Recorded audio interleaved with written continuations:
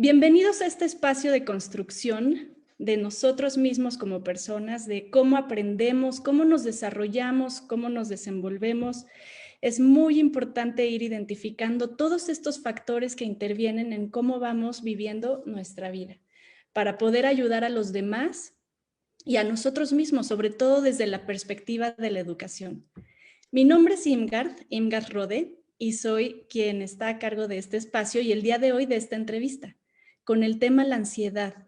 Hoy por hoy, y más en esta actualidad, en esta pandemia que estamos viviendo, la ansiedad es un factor que está influyendo mucho en la percepción que tenemos de lo que sucede, cómo nos vamos enfrentando a esa situación y sobre todo cómo nos vamos sintiendo.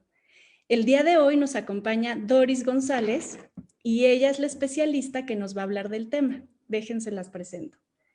Doris González es originaria de la Ciudad de México. Su vida profesional comenzó con la licenciatura en periodismo. Sin embargo, su vida laboral ha sido enfocada a la educación. El amor por la educación y el desarrollo del ser humano la impulsó a estudiar la licenciatura de psicología. Se especializó en intervención en crisis en el modelo TCC y cuenta con una maestría en gestión y administración de centros. Algunos de los diplomados que Doris ha tomado como terapia cognitivo-conductual, tanatología, son en innovación e investigación, liderazgo y dirección. En el 2015, Doris implementó el primer programa de inclusión de jóvenes con discapacidad intelectual a la vida estudiantil en el Tecnológico de Monterrey. Desde ese momento, Doris ha estado involucrada de manera activa con organizaciones que apoyan la inclusión y previenen la discriminación, como CONAPRED, Documenta y CAPIS, entre otros. Es conferencista, ha participado con CNN, Expansión, Entrepreneur, así como con su TED Talk titulado La inclusión es darle la vida a la diversidad. Así que hoy estoy muy contenta que Doris nos acompañe. Bienvenida, Gracias, Doris. ¿Cómo estás? Gracias, Sim. Muy bien, muchas gracias. Saludos a todos los que nos están acompañando el día de hoy acá con Imgard Rode. Perfecto, pues muchas gracias también por acceder a platicar de hoy este tema que tanto nos tiene sintiéndonos tal vez un poco perdidos, desbalanceados, pero bueno, es justo el propósito identificar qué es y cómo nosotros podemos también desarrollar ciertas herramientas para nosotros mismos y sobre todo para los estudiantes, porque es en donde vamos a enfocar el tema el día de hoy, la ansiedad en relación al proceso de aprendizaje. Pero cuéntanos, Doris, desde tu perspectiva como especialista en toda esta rama, ¿por qué hablar de ansiedad? Mira, cada vez estamos más expuestos a niveles de ansiedad no saludables, porque sabemos que la ansiedad nos permite reaccionar, que nuestro cuerpo reaccione ante una amenaza o una situación de alerta. Sin embargo, cuando estos niveles no son saludables, pueden ser, aparte de muy incómodos, pueden ser disfuncionales, nos sacan de nuestro día a día. Se comprometen muchos procesos, ¿no? Entre ellos los cognitivos, la toma de decisiones. Entonces, por supuesto que es básico ver el estado emocional de cualquier persona para saber si su capacidad de aprender pues está intacta, ¿no? Oye, Doris, ¿hay estadística? ¿Qué nos puedes decir de la estadística? ¿De qué tantas personas padecen de ansiedad o no? Fíjate que bueno, yo diría alarmante porque aproximadamente el 14% de la población en México ha sufrido o sufre de un trastorno ansioso, ¿no? No hablemos de ansiedad, sino ya de un trastorno ansioso. Y a nivel mundial se calcula que 264 millones de personas padecen un trastorno ansioso. Lo triste y lo fuerte de todo esto es que solo una cuarta parte accede a un tratamiento que pueda ayudarle a compensar este trastorno ansioso. ¿Cuál es la diferencia? Ahorita comentabas de hablar entre ansiedad y trastorno ansioso. Bueno, la ansiedad es la reacción del cuerpo ante esta señal de alarma, es decir, la sensación del temblor, que te falta el aire, que sientes que te ahogas, ¿no? La voz seca. Sin embargo, las sensaciones, te digo, que van acompañadas al pensamiento, al no poder salir de una idea, ¿no? Eso es todo lo que va a englobar la ansiedad. ¿Y la comparación me decías con qué? El trastorno ansioso.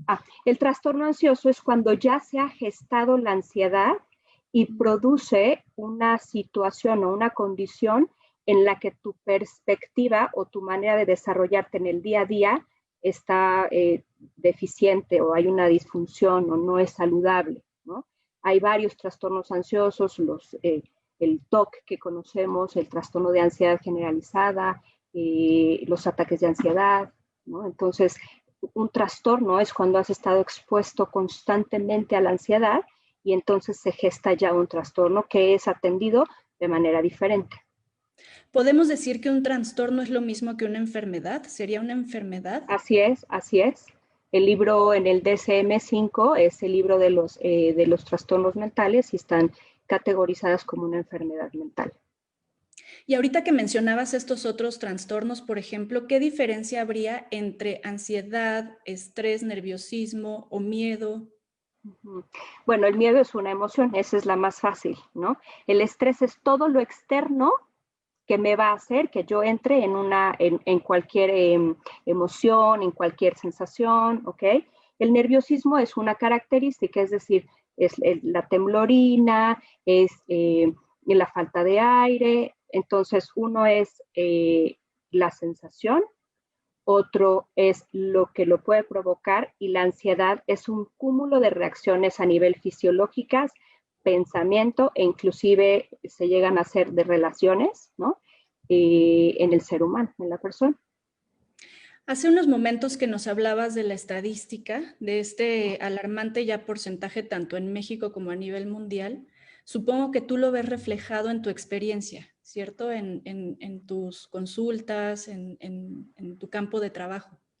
Así es, en el consultorio lo veo muchísimo, es de lo que más tenemos en el día a día, los psicólogos. Lo veo en mi práctica en la educación, lo veo como persona, ¿no? Lo veo en mi familia, lo veo en mis amigos, es decir, poca es la persona que no ha pasado por un proceso o por un momento ansioso, a veces saludable y a veces que se ha convertido en disfuncional. Ok. Y por ejemplo, supongo ahorita con todo esto que nos estás comentando, que la pandemia, esta situación, también el confinamiento, está influyendo mucho en elevar los niveles de ansiedad, ¿cierto? Así es, te voy a explicar más o menos qué sucede para que nuestro cuerpo tenga esta reacción de alerta y te puedo explicar por qué ahorita en la pandemia está maximizado. Cuando uno va a realizar una tarea, ¿no? Regular, sus niveles de neurotransmisores están en niveles normales, en números regulares, vamos a decir. Sin embargo, cuando hay una señal que te hace pensar que estás en riesgo, tus neurotransmisores cambian, suben, te avientan mucha adrenalina, cortisol, que es una hormona. Entonces, lo que sucede en tu cuerpo es que se alerta, es que tus sentidos se agudizan, es que tus músculos se fortalecen, es que tu respiración empieza a ser más rápido. Todo con la idea de poder salir adelante o salir con un esfuerzo extraordinario al que normalmente harías. Ahora que estamos expuestos a una situación en donde nos sentimos amenazados todo el tiempo, pero no tenemos nada que hacer, nos quedamos con este exceso de adrenalina en el cuerpo, con esta tensión de músculos, con esta acidez estomacal, con esta respiración, ¿no? Con esta sensación de que todo se me duerme, con la preocupación en la mente, con una idea rumiante que constantemente me dice que estoy en riesgo y que tengo que estar preparada para salir corriendo. Sin embargo, no podemos hacer nada. Entonces, la ansiedad empieza a subir y los niveles de ansiedad. Y aunque tu cuerpo está preparado para vivirlo un tiempo y para que lo aguantes un buen tiempo, llega el momento en que desgasta y que desequilibra todos tus neurotransmisores y hormonas y entonces empiezas a afectar en ciertos procesos que seguramente será lo siguiente que vas a querer saber. Exactamente. Y eso como adultos, ¿no? Eso Pero como adultos, con cierta idea de lo que está pasando, con cierta conciencia de que lo estoy viviendo y que puedo nombrar lo que siento y que sé que de dónde viene. Muchas veces, algunas no, pero que sé que de dónde viene, ¿no? y entonces, con esto que estás comentando, me deja asomar e ir guiando ya un poco la conversación hacia los niños, porque comentas, uno como adulto, puedes llegar a ser más consciente de lo que te está pasando y trabajarlo de cierto modo, dependiendo de ese como nivel de conciencia o de las herramientas que uno tenga, pero como niño, ¿cómo vive un niño la ansiedad? O un Bueno, adolescente en este caso. mira, la ansiedad infanto-juvenil es característica porque casi siempre está asociada con la irritabilidad de carácter. Es decir, el chico o la chica se siente todo el tiempo enojado, molesto, ¿no? Con hipersensibilidad a las situaciones, con poca capacidad de reaccionar, con muchos miedos, con una sensación de apego y de poco trabajo para despegarme de mis padres. Con miedos, aunque todos sean irracionales y que en esa edad son esperados, para ellos inclusive les apena tener estos miedos, ¿no? Entonces muchas veces no distinguen que el querer estar con su mamá, ¿no? Y no querer ir a la escuela o no querer jugar con los amigos, no es un tema de sociabilidad, sino es un tema de ansiedad. Me imagino entonces, con esto que nos estás comentando, que el niño de por sí, al estar transformándose su dinámica, a la que estaba acostumbrado, su rutina, está viviendo ya un proceso normal de ansiedad. Pero puede ser que se le sume todavía más con la ansiedad que detecta de sus padres, de sus cuidadores, de quien esté cerca de él, de los adultos, o sea, que sea como doble esta Así ansiedad en es. el niño y en el adolescente. Al final es aprendida también, ¿no? Al final no solamente los expones al ambiente de estrés o a los estresores, sino también es aprendida. Si yo veo que mi mamá o mi papá o mi cuidador o mi abuelo o mi hermano tiene conductas ansiosas, probablemente voy a aprenderlas, ¿no? A lo mejor no me va a generar químicamente y todas estas sensaciones, pero al final voy a aprender que tengo que estar alerta y que tengo que estar en sobrevigilancia de mi alrededor, porque si no algo pasa, no sé qué, pero algo pasa, porque a mi mamá la hace que esté muy nerviosa eso, que ella dice que puede pasar, ¿no? Entonces, por supuesto que si de por sí ellos ya traen y están muy claros por etapas los miedos y los cambios que pueden surgir, imagínate cuando están expuestos a un ambiente agresivo o ansioso o cuando ahorita se les ha mermado la sociabilidad o cuando no tienen mucha claridad de qué es lo que va a pasar, ¿no? Claro. Oye, y me surge esta pregunta. ¿Es el estar en esta dinámica virtual digital, eso genera ansiedad también? Mira, no, se han puesto a investigar muchísimo ahora y claro que tú y yo sabemos que desgasta, ¿no? Que desgasta la pantalla, que desgasta el saber que hay otro mirándote, que no poder leer a todos tus espectadores que están opinando de ti. Sin embargo, creo que lo que más está desgastando ahorita y más está provocando la ansiedad es todo lo de alrededor. Es decir, aparte no puedo salir, no sé cuándo voy a regresar a mi escuela. Allá afuera hay algo que dicen que es muy peligroso. Mis papás están teniendo situaciones de conflicto entre ellos. Hay una situación económica. ¿Me explico? Creo que es el cúmulo. Claro que la pantalla, claro que nos sentimos mucho más expuestos estar en una pantalla que estar físicamente con mis compañeros. Pero creo que es todo lo que está sucediendo con el confinamiento y con la pandemia que ha maximizado este tipo de reacciones o de emociones en todos nosotros. Sin contar, claro, también si hay alguna situación de enfermedad o si ya hubo una pérdida en la familia por también el coronavirus, el COVID, ¿no? Así es, sin contar algunos otros procesos que pudieran o estresores que pudieran afectar al niño. Hay algunas enfermedades también que provocan ansiedad, ¿no? Las problemas tiroideos, la diabetes, digo, varias metabólicas, enfermedades autoinmunes, se ve afectado sí, el control, ¿no? El control. Uh-huh. Y entonces vamos pasando ya con esta afirmación que nos estás platicando a detectar entonces, a la detección. ¿Cómo sabemos cuando un estudiante está padeciendo de ansiedad? ¿Cuáles son los síntomas? ¿Qué tenemos que estar alertas para detectar, para ver, observar? Y el fracaso escolar es una de ellas, o el bajo rendimiento, o la modificación en el rendimiento de la persona, ¿no? Es decir, si solía ser un chico o una chica muy dedicada a la escuela y de repente tiene cierta apatía, si los resultados han sido no favorables a lo que o a lo que los padres estaban acostumbrados, es uno, ¿no? Muchos lo llaman fracaso escolar.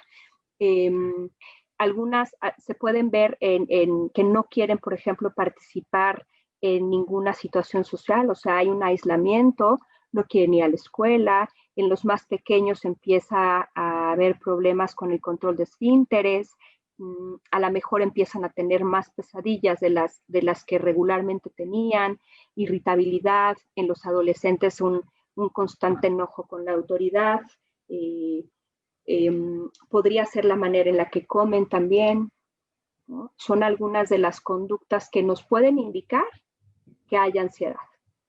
Me imagino el sueño también, ¿no? Básico. El sueño es básico en niños, adolescentes y adultos. Que se empiezan a ver en el sueño, supongo. Así es, en los niños mucho los terrores nocturnos o las pesadillas, en el adolescente el insomnio o trasnochar, ¿no? O la hipersomnia, que también llega a ser un síntoma de la ansiedad, es decir, todo el día tengo sueño, o la modificación de los horarios de sueño, la calidad del sueño inclusive. En los adolescentes, por ejemplo, y en todas las complejidades que esta etapa de desarrollo involucra, ¿la ansiedad podría hacerlas aún mayor? Explotar, digamos, de alguna manera aún más estos cambios de humor, toda Claro. la sensación de identidad. ¿Tiene que ver también con autoestima? Bueno, aquí ya son dos preguntas, pero si quieres la primera, si el sentirse ansiosos puede acrecentar los comportamientos de un adolescente. Por supuesto, porque si nos vamos a la parte fisiológica, significa que químicamente está habiendo un desbalance, ¿ok? Y si un adolescente está en proceso de crecimiento y le afectas los químicos, es decir, lo desbalanceas de actividad cerebral o de neurotransmisores, invariablemente va a maximizar los ya de por sí características o síntomas de un adolescente, ¿no? La apatía, la depresión, la inconformidad, la ansiedad, el verse y no identificarse con sus pares, ¿no?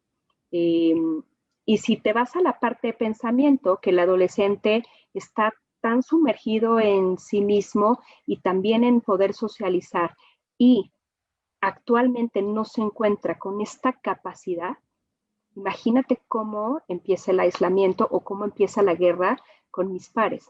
Todo se va a maximizar, tanto mis pensamientos como mis sensaciones y emociones. ¿Y cómo saber cuándo es normal ese comportamiento por la simple característica de estar atravesando la adolescencia? ¿Y cómo sabemos cuando ya esos límites ya se están sobrepasando por la ansiedad? Mira, cuando están en los límites regulares, suele cambiar, pero suele tener cierto control, estar en cierta comunicación, poder contenerlo de una manera fácil, ¿no? Siempre hablamos de la intensidad y de lo que duran. Si veo que de repente se aísla, ¿no? Y que su nivel es del 1 al 10 un 6, bueno, está dentro de lo esperado. Pero si el tiempo cada vez se vuelve más grande y él permanece en su cuarto y él llega a niveles de irritabilidad 10, entonces estamos hablando de ya una conducta o de una situación no funcional. No me gustaría decir bien y mal porque creo que cada quien maneja sus diferentes bienes y males, pero sí funcional y disfuncional en esa misma persona. Oye, ¿y qué tanto tiene que ver la autoestima en cómo tú afrontas esas situaciones para evitar sentirte más ansioso o menos ansioso?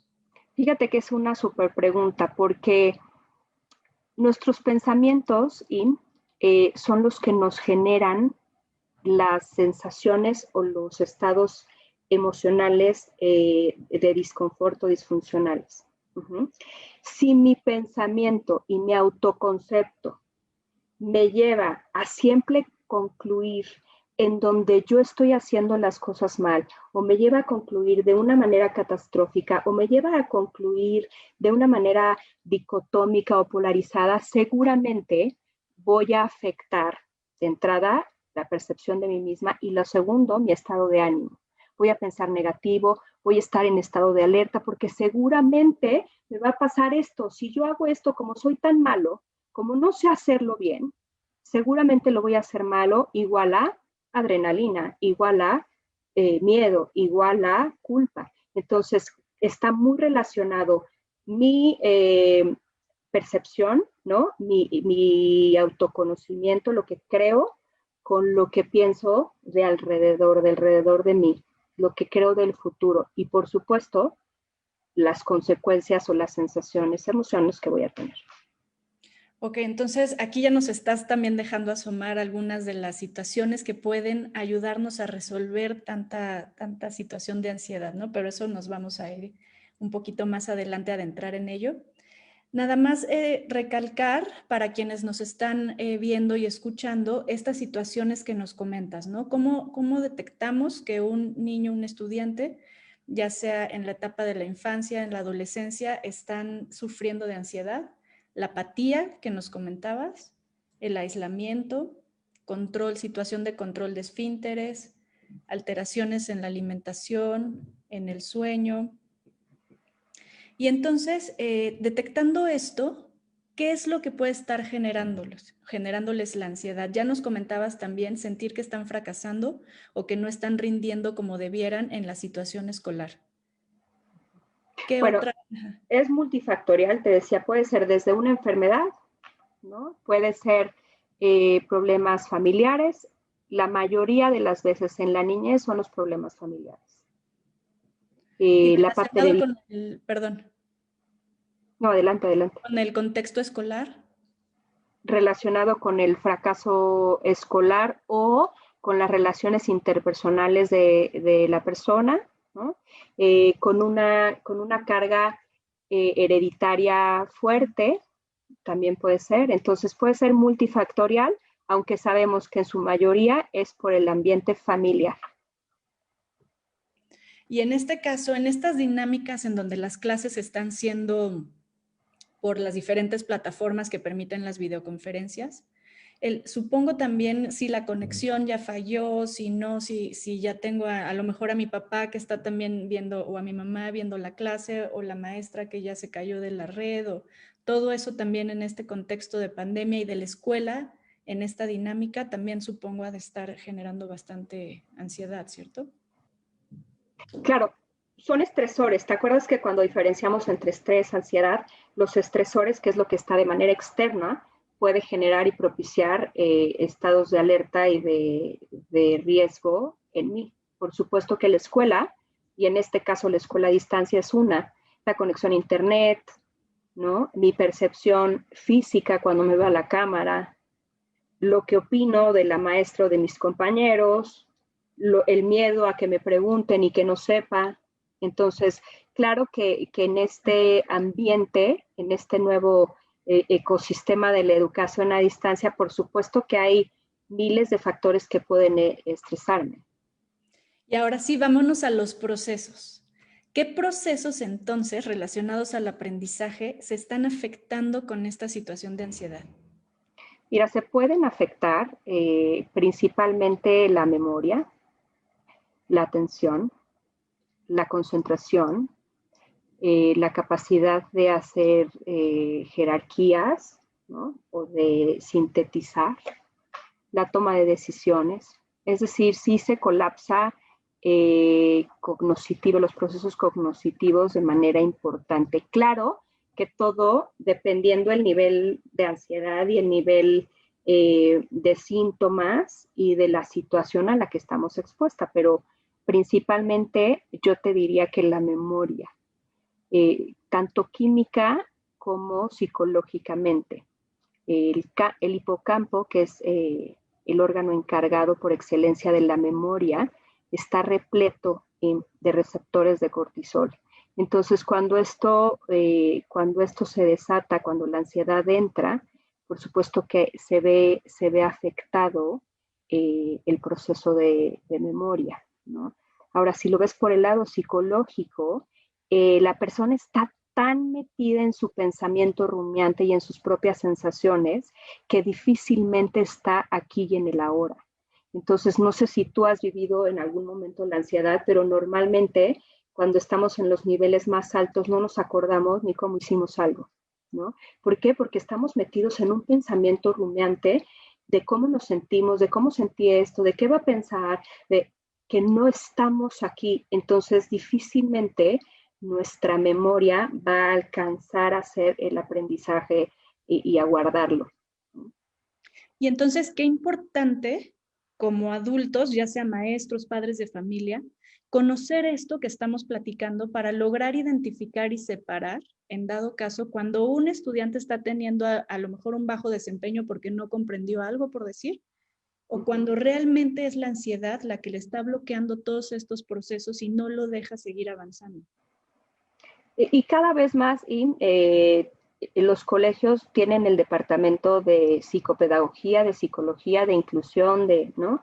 En donde se vuelve una parte primordial el detectar cualquier situación emocional o física de una persona, de un pequeñito, de una pequeñita, para poder, ¿no? Entonces brindarle el ambiente interno para que pueda aprender. Entonces es importantísimo la detección, es de vital importancia que el profesor sepa que puede estar afectado por alguna situación, su proceso de memoria o de concentración, para que él pueda hacer algunos ajustes o algunos apoyos en la manera en que le baja la información, en que se la pregunta, en que lo evalúa inclusive, ¿no? Pero ¿cómo hacemos eso? Qué complicado, porque el chico está en esa situación de ansiedad, pero el maestro también. Para el maestro, para el docente también ha sido difícil adaptarse a esta realidad, a esta forma de hacer las cosas, al padre de familia también. ¿Cómo, si yo estoy padeciendo de eso, cómo puedo o qué herramientas o qué nos sugieres para poder detectarlo en los estudiantes? Mira, la verdad es que cuando uno padece ansiedad, la empatía se vuelve casi como un imán. Es decir, te das cuenta cuando tu alumno, tu alumna está pasando por un proceso ansioso. Te das cuenta que hay un cambio, te das cuenta que su nivel de comprensión bajó o se modificó simplemente.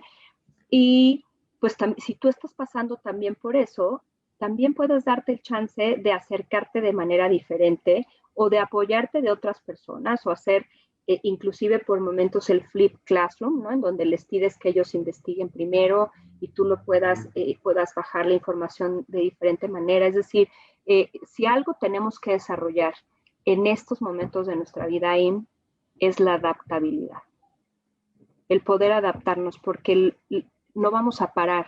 De por sí, el ser humano si tiene que tener algo es la capacidad de adaptación.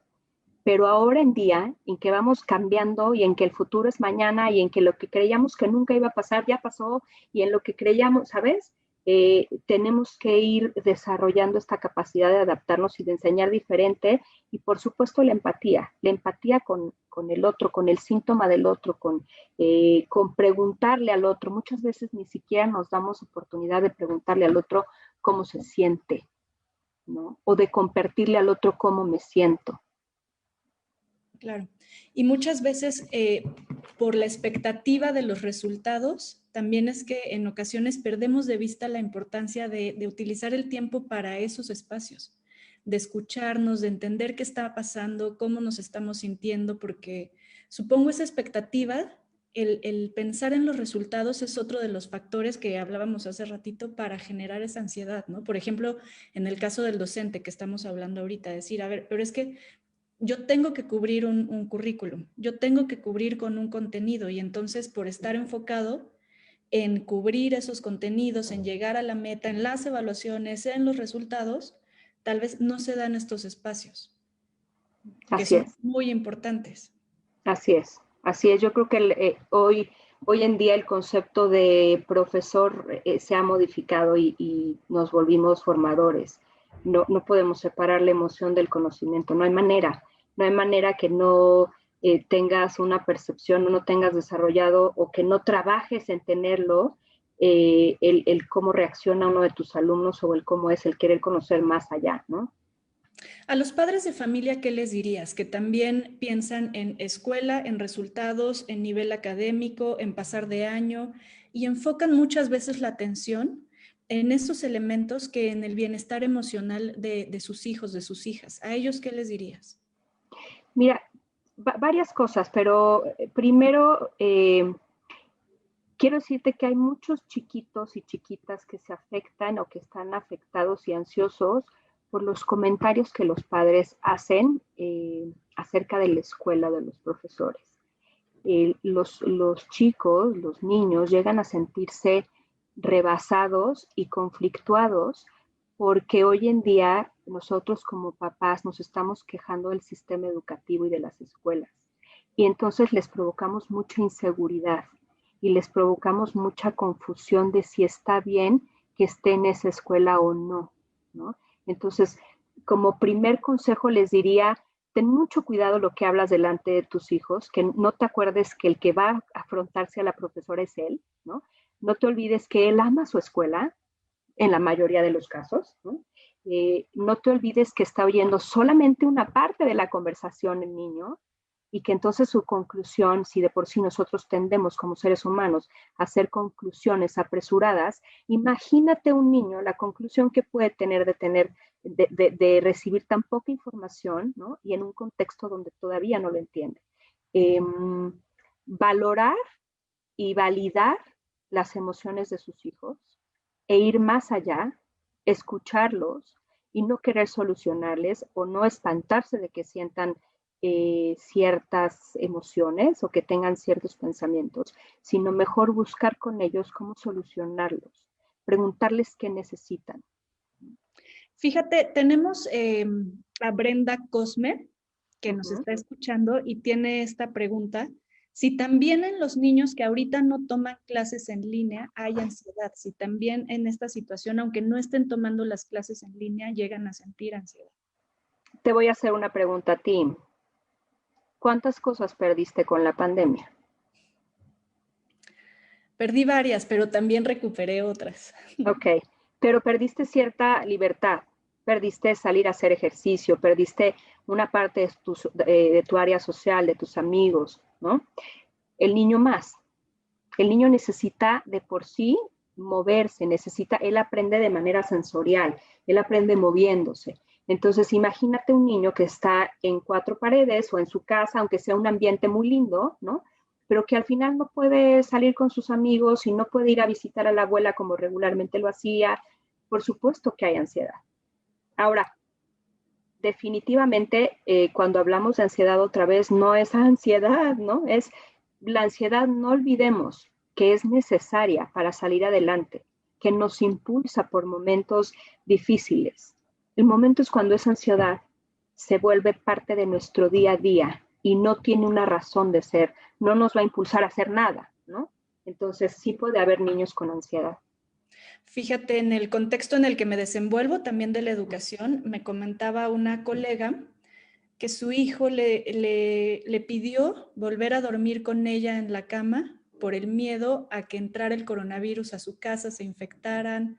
Entonces, sí, no solo la situación de la dinámica escolar a través de la pantalla, ¿no? El simple hecho de saber que hay un virus allá afuera a nivel mundial que te puede llegar y contagiar y que te mueras tú o un familiar, eso de por sí ya es, como estás comentando tú, un tema de ansiedad. Así es, hay muchos factores, muchos estresores en la pandemia.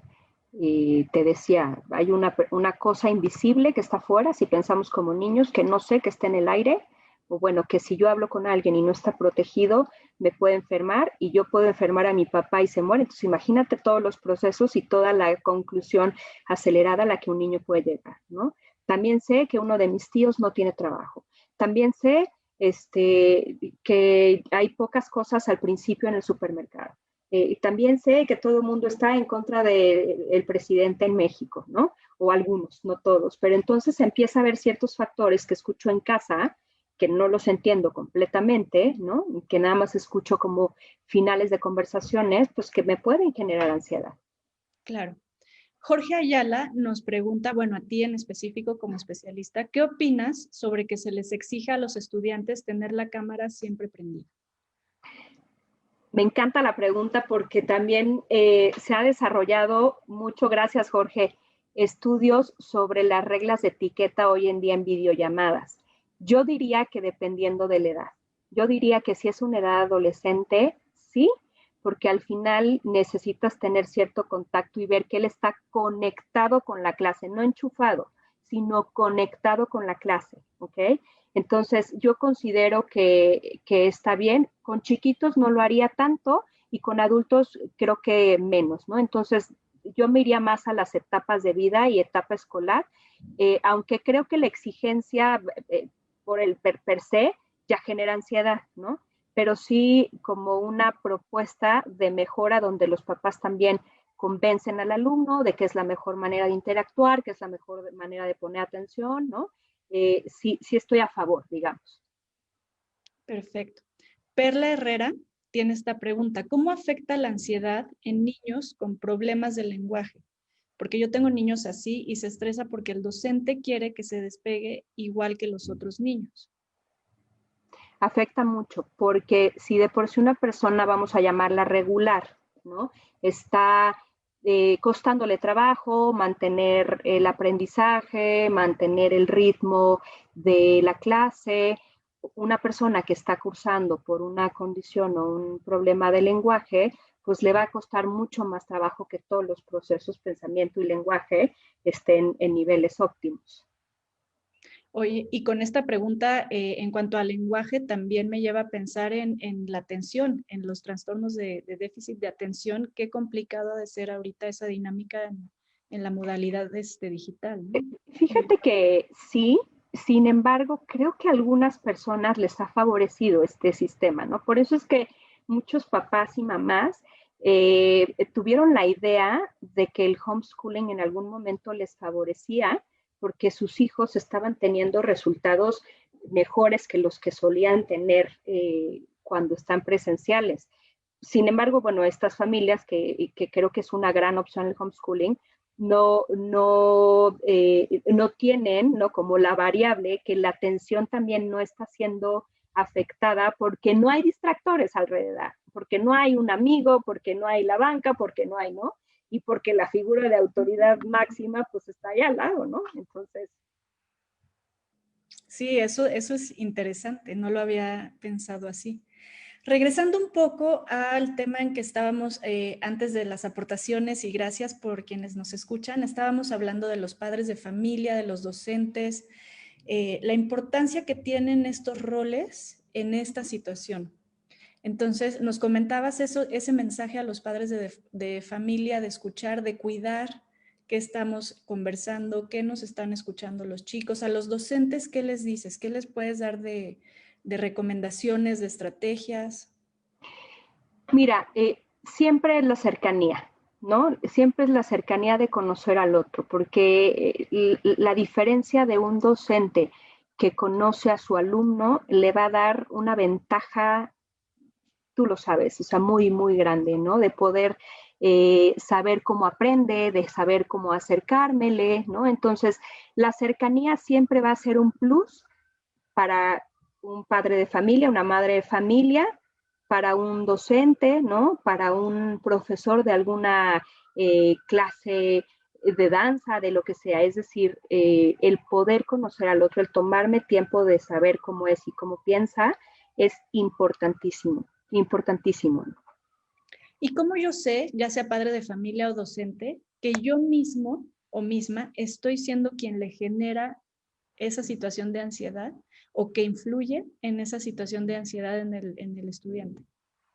Ahí es complicado porque muchas veces estamos tan inmersos en nuestro propio problema que no podemos ver lo que estamos ocasionando en nuestros hijos, ¿no? Sin embargo, cuando empiezo a ver que hay conductas en mi hijo que se repiten y que son parecidas a las mías, entonces puedo empezar a cuestionarme si es algo que yo estoy y vaya, no que sea responsable, sino que es algo que él está copiando o que está siendo consecuencia de, ¿no? Y no somos perfectos. Como padres, yo te aseguro en que vamos a tener un efecto en nuestros hijos, muchas veces positivo y algunas no tanta, ¿no? Pero la receta está en poder ver y poder concientizar en el momento que yo creo, sin exagerar y cargarnos de culpa, que hay algo que puedo modificar y que va a modificarse también en mi hijo. Ahorita que comentas la culpa, ¿qué tanto afecta también ese sentimiento en cómo nos desenvolvemos? Porque muchas veces, también en la experiencia que tengo, es un factor que no ayuda en el sentido que por yo sentirme así y esto que nos estás comentando justo, tengo esta culpa y en un contexto normal también, ¿no? En una situación que estábamos acostumbrados a vivir, por no sentir que estoy cubriendo yo las expectativas como padre de familia o como docente, esto tiene una influencia también tremenda, ¿no? Pues sí, porque al final no nos permite concentrarnos, no nos permite vivir de una manera objetiva, ¿no? Ninguna situación y pues mucho menos educar. ¿Cómo voy a educar si me genera culpa lo que creo yo que estoy ocasionando en mi hijo? ¿Cómo Y voy a educar? ¿Cómo voy a mantener un límite? ¿Y cómo voy a poder comunicar a uno de mis hijos si todo el tiempo estoy pensando con miedo a herirlos y a lastimarlos? hace ratito que platicábamos de las características o de estos elementos que vamos viendo para la detección. ¿Cómo detectarlo en nosotros mismos? Porque muchas veces tendemos a regularizar también, ¿no? A normalizar ciertas situaciones. Hablando del adulto responsable de la educación de los estudiantes, ¿cómo detectarlo primero en nosotros? ¿Cómo hacernos más conscientes de lo que estamos viviendo? Mira, yo empezaría viendo qué síntomas hay y cuál es la situación actual de mi vida y haciendo un análisis muy objetivo de qué estoy viviendo yo y cómo estoy comportándome con mis hijos y de ahí evaluar si hay algo que yo crea que esto o que debo modificar o que es posible que tenga pues un efecto en mi familia. Qué complicado, ¿no? Muchas veces el volver Muy, a mirarte a ti, a observarte muy. a ti. ¿Sabes qué, Im? Que sobre todo la generación de los papás de ahorita, que es la generación X, bueno, ya hay millennials también, pero sobre todo la generación X, lo que sucedió es que como veníamos de una educación tan autoritaria y nos empezaron a dar tanta escuela para padres y empezaron a decirnos todo lo que tenía el niño derecho, que está muy bien, pero nos llenó de culpa y nos llenó de miedo educar porque veníamos lastimados de una educación que no es que estuviera mala, sino es que era la que había y no había pasado por tanto estudio y no había un desarrollo y no había un conocimiento, ¿no? Entonces, en el momento que nos toca ser padres, decimos, no, todo lo contrario, escuela para padres y entonces ahora no pongo límites y cualquier límite que pongo me genera miedo y me genera culpa porque yo dije que nunca lo iba a hacer, ¿no? Entonces, la culpa es una característica de la generación X, de los papás de la generación X. Fíjate, tenemos otra pregunta A ver, de Ina Montiel. ¿Cómo saber que el nivel de ansiedad de nuestros hijos requiere ya sea ayuda profesional? ¿Qué señales nos ayudan a detectar esto? depende de la edad, pero tendría que ver la intensidad de la conducta y el tiempo de la conducta y el tipo de la conducta. Es decir, un adolescente normalmente quiere estar en su cuarto, ¿ok? Pero si ya pasó un largo tiempo en el que no quiere interactuar, ¿no? Pero si ya pasó un tiempo en que se levanta muy tarde, duerme mucho, claro que empieza a haber ya una periodicidad cada vez más larga, ¿no? Y un momento en el que empieza a llamarte la atención. Entonces, yo les diría, mídanlo con el tiempo y con la intensidad. Gracias. Y otra pregunta de Alejandra Vázquez. Para estudiantes de grados superiores, ¿qué se recomienda si ya hay problemas incluso para poder tener algún tipo de distracción al momento de tener ansiedad?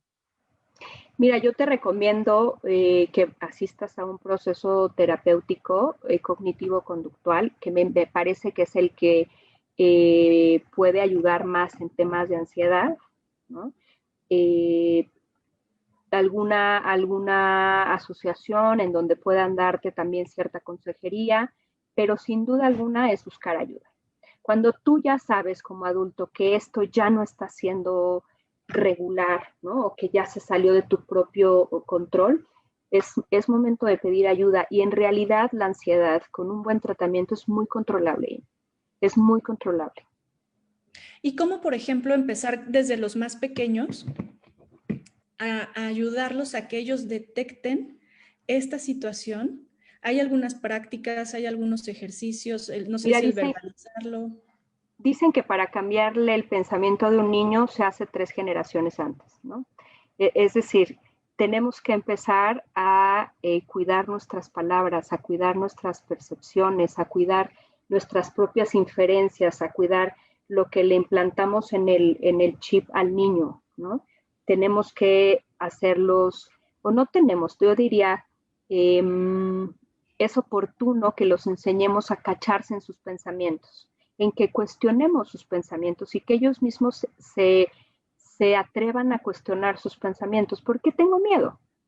¿No? ¿Qué me dice? ¿Cuántas veces me he quedado solo en la noche y nunca me ha pasado nada? Porque sigo teniendo miedo, ¿no? Y cuestionar nuestros miedos y sensibilizarlos a los miedos poco a poco ayuda mucho a detener estos procesos ansiosos desde la niñez. La meditación es otro de los elementos que se escucha mucho en relación, cuando se habla en relación al estrés, a la ansiedad.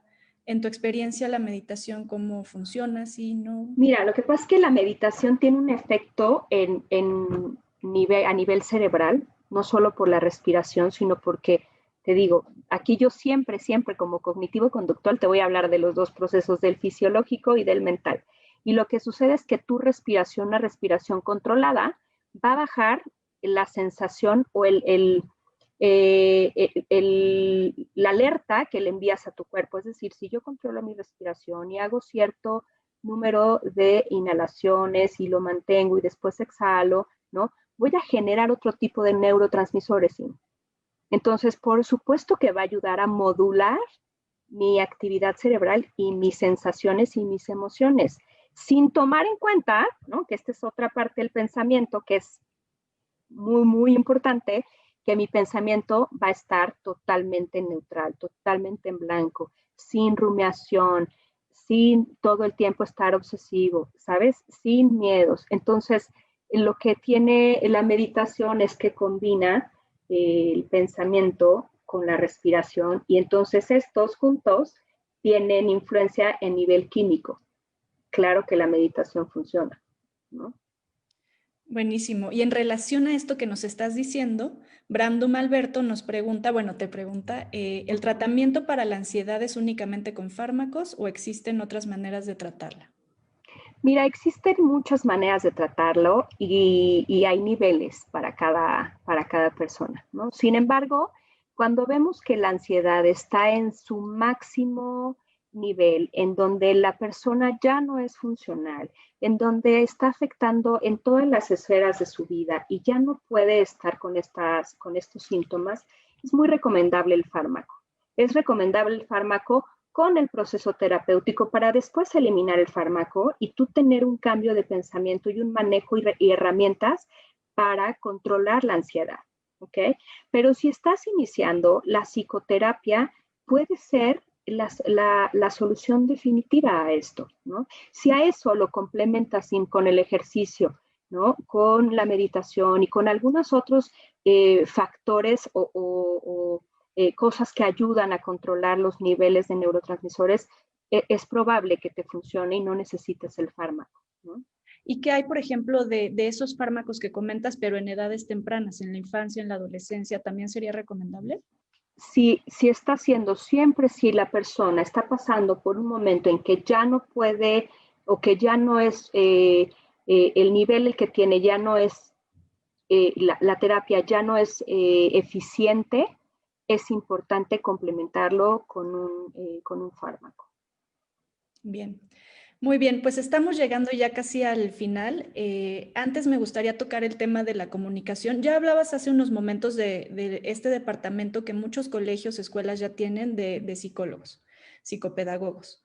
Pero, ¿qué nos puedes decir en cuanto a la comunicación entre docentes y padres de familia? Bueno, dependiendo la institución, porque hay algunas instituciones que no permiten que mucho esto suceda, ¿no? Y que por eso existe este departamento para que él sea el que maneje toda la información. ¿Y por qué? Y no es un tema de control, sino es un tema de conocimiento, ¿no? Y entonces a mí me pueden llegar a hablar de un problema gástrico que divertículos, ¿no? Y yo voy a decir, se oye rimbombante, fuerte y pobre, ¿no? Y a lo mejor, si se lo dicen al médico de la institución, va a decir, ah, sí, claro, pues es un problema tal que se controla de esta manera, ¿no? Entonces, lo recomendable es que haya un departamento, si no lo hay, porque también sucede mucho, pues tener la apertura con el profesor o profesora para decirle que algo está sucediendo con mi hijo y que hay ciertas recomendaciones, ¿no? Y que hay ciertas cosas que me gustaría ver si es posible que se hagan en medida de lo posible y en medida de las habilidades también del docente, ¿no? Y si no es posible, se sugiere que entonces asistan a un proceso externo en donde la persona experta en la salud mental pueda hacer una serie de recomendaciones al docente y que el docente pueda ayudar a la persona a estar mucho mejor en el salón de clases o en su vida académica. Claro. Tenemos una pregunta más de Ana Guerrero.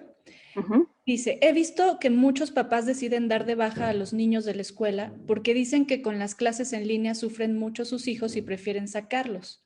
Mi pregunta es, ¿qué genera más ansiedad? ¿Ayudarlos a adaptarse o dejarlos sin hacer nada? Sin duda siempre me voy a ir por la adaptación, ¿no? Ahora, la adaptación es un proceso.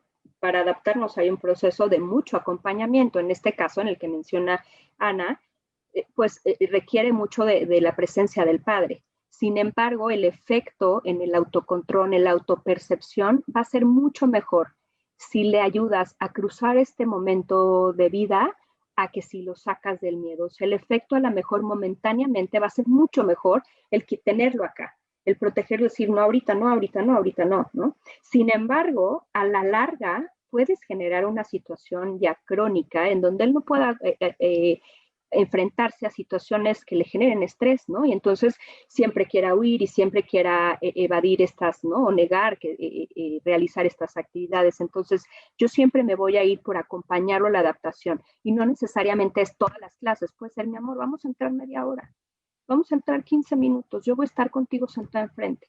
Y paulatinamente, bueno, ahora te toca media hora, ¿no? Y si yo considero, entonces sí, que esta sensibilización no ha sido positiva para mi hijo, entonces pienso en la opción de llevármelo, pero no sin antes haber intentado una sensibilización progresiva y un acompañamiento a la nueva normalidad, porque yo no sé si esto va a quedarse años, ¿no? Yo no sé si esto va a tardar 2 años, entonces siempre voy a recomendar acompañar en la nueva situación. Ahorita llámale el confinamiento, la educación a distancia, ¿no? Pero puede ser que estás acostumbrado a una escuela pública y te voy a meter a una privada, ¿no? O viceversa. Entonces, al final los cambios pueden estar a la vuelta de la esquina, ¿eh? Siempre voy a apoyar a que se le adapte, a que se le acompañe, no a que se le aviente, que se le acompañe al proceso de adaptación en lugar de evitarlo. Y en ese sentido voy cerrando yo con esta última pregunta que tengo. Uh-huh. De, como bien comentas, no sabemos cuánto va a durar, pero eventualmente en algún momento vamos a regresar a las escuelas, los niños, los papás a su trabajo. Bueno, muchos ya han estado haciendo home office, pero los niños se van a tener que regresar a la escuela en algún momento y las niñas. Porque ha costado trabajo, voy a contextualizar un poco para la pregunta, ha costado trabajo y ansiedad, que es el tema de hoy, adaptarnos a esta situación, como bien comentas. Pero esta situación, después de ya 6 meses, ha generado también apego. Y en el momento en que tengamos que regresar a ya poder salir, más libertad, ya no compartir el mismo espacio en tanto tiempo, ese desapego ahora también generará ansiedad, supongo. ¿Y Todo cómo proceso irnos de cambio, todo y cómo proceso de cambio, ay, perdón, vas. adelante. ¿Y cómo irnos preparando para ese momento? Bueno, mira, creo que otra vez voy a regresar a la sensibilización progresiva, ¿no? Creo que tiene que ser poco a poco. Yo esperaría que el día de mañana que nos den luz verde y que vayamos a la escuela, las familias logren quedarse con un espacio en donde puedan compartir la cercanía que teníamos o que tenemos hoy en día, ¿no? Sin embargo, podemos ir practicando el quedarte en un espacio, el vernos al final del día, ¿no? El quedarte un momento en tu recámara, en lo que yo estoy en la sala. Es decir, podemos ir platicando de estas sensaciones para que cuando lleguen, por lo menos las esperemos, ¿no? Porque es mucho más fácil adaptarme a algo que sé que voy a llegar que a algo que sé que no va a llegar. Pero aún así, me voy a adaptar. Nunca nadie, bueno, no voy a decir nunca ni nadie, pero era muy difícil pensar que podíamos quedarnos 7 meses estudiando en casa. ¿No? En aquella vez de la influenza fueron 2 semanas y nos parecía que 2 semanas. Ahora 7 meses hubiéramos pensado, nuestra cabeza nos hubiera dicho que en experiencia iba a ser muchísimo, que iba a ser imposible. Sin embargo, lo logramos. Y como bien dices, hoy hay gente que preferiría este estatus, ¿no? Y preferiría este escenario. Sin embargo, la capacidad de adaptación nos va a hacer que poco a poco, aunque pasemos por la ansiedad, podamos reincorporarnos a esta vida, pero siempre viendo nuestros pensamientos, siempre estando en un constante comunicación con nosotros mismos, en un diálogo que nos motive a seguir al siguiente paso, a dar el 2, el escenario 2 con una seguridad de que lo voy a poder hacer. Y si no puedo, me voy a acercar a alguien para que me ayude a montarme en el siguiente escenario sin angustia o con un nivel de ansiedad, ¿no? Que me ayude a salir adelante. Perfecto. Y la última pregunta por parte de quienes nos escuchan, de Lucero Sánchez. Soy madre de un niño de 9 años, pero también soy estudiante. ¿Cómo puedo manejar la crisis en esta emergencia sanitaria? Primero le preguntaría de qué crisis, ¿no? De qué crisis estamos hablando, para saber si puede mandarnos la pregunta de qué crisis estamos hablando, pero bueno, haciendo yo un rápido, pensando qué puede pasar es, trataría de tener a mi hijo cerca, pero en su propio espacio, ¿no? Asumir ciertos horarios, que eso lo recomiendo mucho con las familias, que tengamos horarios, no horarios así de 7 a 8 desayuna, de 8 a 8:20 lectura, pero sí horarios en donde tengamos tareas por hacer, la escuela, la lectura, el juego, ¿no? Y tener horarios amplios, pero sí seguir un horario y entonces poder tener un espacio para mí y un espacio para apoyarlo como padre. Ahora, sé que también suena un tanto idealista porque hay papás y mamás que tienen un home office de 8 o 10 horas y que no tienen quien apoye al chiquito, ¿no? Sin embargo, aún así, recomiendo que nuestro horario y que nuestra división de tareas pueda tener un espacio, aunque sea muy temprano, para el chiquito y dormirlo tarde, o dormirlo temprano, perdón. Entonces, sí te diría para la crisis que creo que te refieres de los dos estudiando al mismo tiempo, es planear y dividir las tareas. Bien, y en este tema de manejar una crisis, ¿hay líneas de ayuda, hay organizaciones, Doris, para este manejo de la ansiedad, de apoyo? Hay líneas de ayuda que si te escriben un correo les puedo mandar todos los teléfonos de ayuda, no solamente de ansiedad, sino de depresión o de ideación suicida. Sin embargo, yo les recomiendo que cuando haya ansiedad vayan con un especialista y se den la oportunidad de tener sesiones 1 a 1 para que puedan atenderlo de una manera más óptima. Bien, y además, si te parece, pues les compartimos tu correo, tu teléfono, Perfecto. que es el correo electrónico es dorisgrl@hotmail.com y el teléfono el 5543 57 78 28. Así ¿Correcto? es. Estoy a sus órdenes. Con mucho gusto podré resolver cualquier duda y cualquier emergencia si es necesario para ustedes.